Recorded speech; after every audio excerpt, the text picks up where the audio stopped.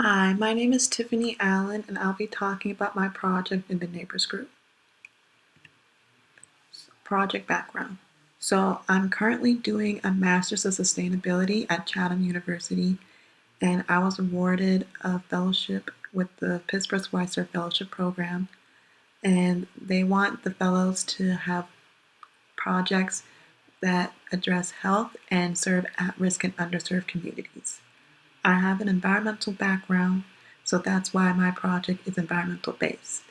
So my project is to address ways to help and educate minority groups and other underserved communities, including the poor, children, and the elderly, about the dangers of fracking in the petrochemical plant and the associated toxins which affect their health.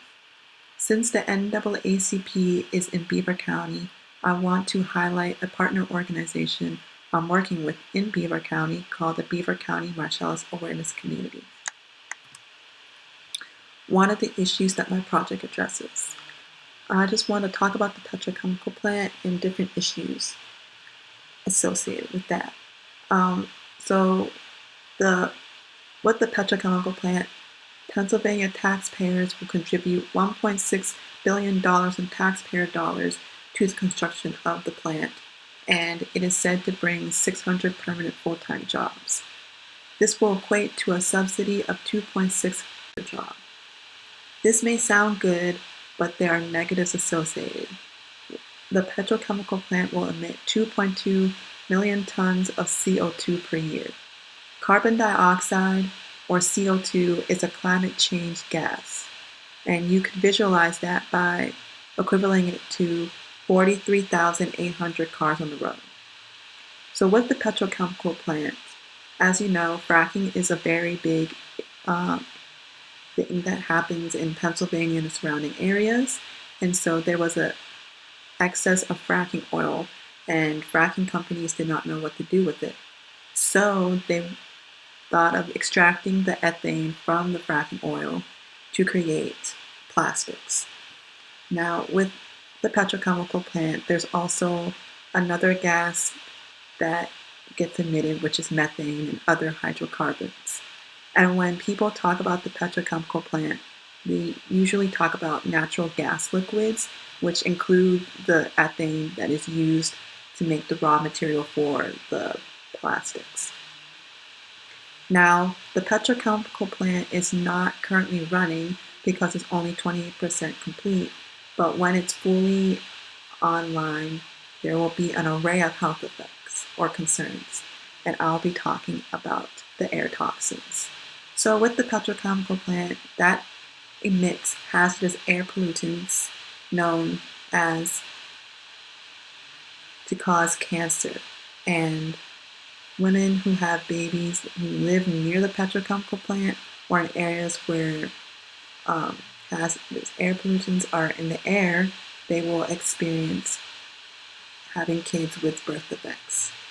There are 187 different hazardous air pollutants, and the Environmental Protection Agency is trying to reduce them, but they cannot reduce all of them, sadly.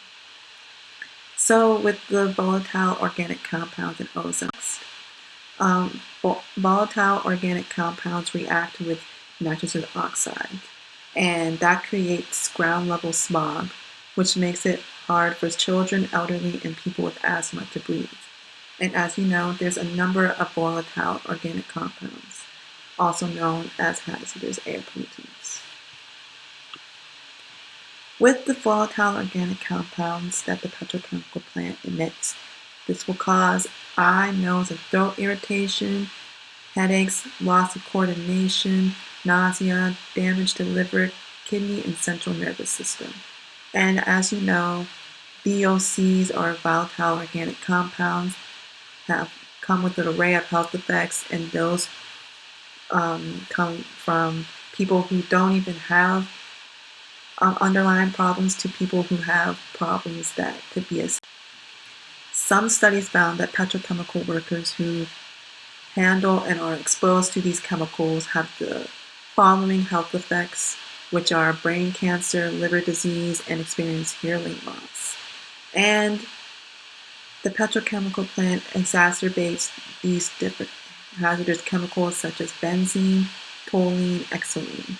And those are considered a neurotoxin by the Environmental Protection Agency because they are known to be carcinogenic or cancer-causing. And with the long-term exposure of the benzene, that again, you can have an increased risk of leukemia since it is carcinogenic.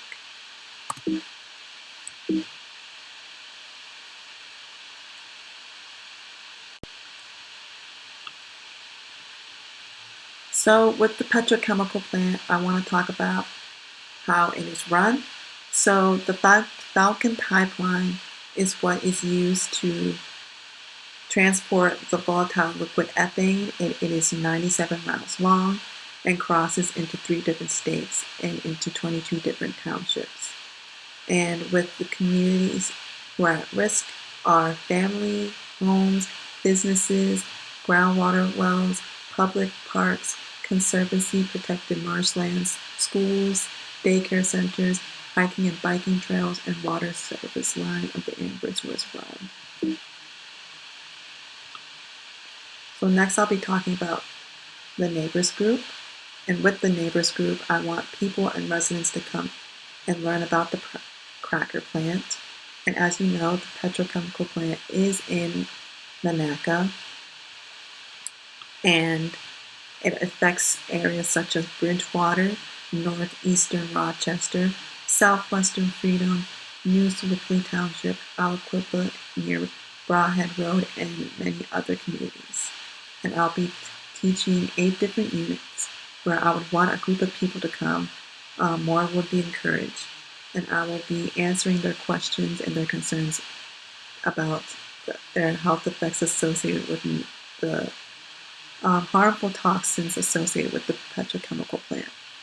I'll also organize events where experts can come and talk about, like Mark Dixon, who is helping me with monitoring, and he has online programs and websites such as Air Now or Purple Air that talk about and show the air quality in different areas.